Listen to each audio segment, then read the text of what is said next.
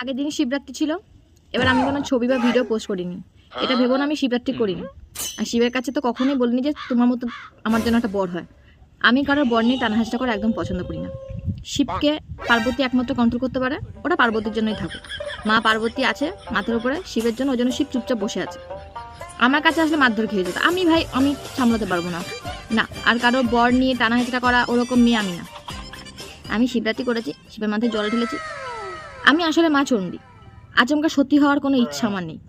আর কালকে রাতে আচমকা দেখলাম প্রতিটা মেয়ে সত্যি হয়ে গেছে, মানে সবাই ছিল উগ্রমূর্তি, সবাই রাক্ষসীর মতো দেখতে ছিল। কালকে দেখে একদম শাড়ি টাড়ি পরে একদম পুরো ভদ্র লক্ষ্মী হয়ে গেছে। নাও বোঝে ঠেলা। আমি এই ট্রেন্ডে গা ভাসাতে পারবো না, আমি আর সবার মতো না, কিন্তু আমি মাথায় জল ঢেলেছি। আমার নিজের মাথা ঠান্ডা হওয়া দরকার।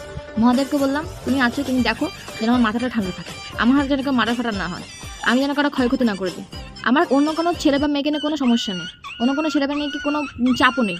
আমি নিজেকে নিয়ে সবসময় পেশারে থাকি, আমি নিজেকে নিয়ে ভয় থাকি সবসময় যে আমার দ্বারা না কখনো কারো কিছু হয়ে যায়। আমি আমার নিজেকে চিনি তো, জানি তো আমি কীরকম। আমি শোনো, আমি হচ্ছে ইনি বিনি মিথ্যে কথা বলতে পারি না।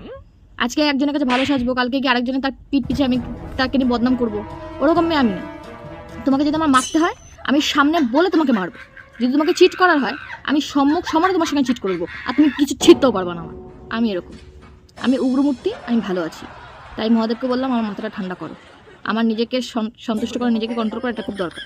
আর আমার জীবনে যত আপদ বিপদ আছে সব নিয়ে যাও। এই দুধ কলা দিলাম, একদম নিয়ে খেয়ে ফেলে দাও, ওই সাপ লাগিয়ে দাও যে আমার যে সর্বনাশ করবে, আমার যে ক্ষতি করবে, তোমার ওই মা ছাপ ছেড়ে দাও তার গায়ে, ভালো হবে। মরুক শালা হারামজাদাগুলো, বেঁচে থেকেই বা কি আট করে ব্যাটাগুলো কি করেছে, লিচ্ছেলা।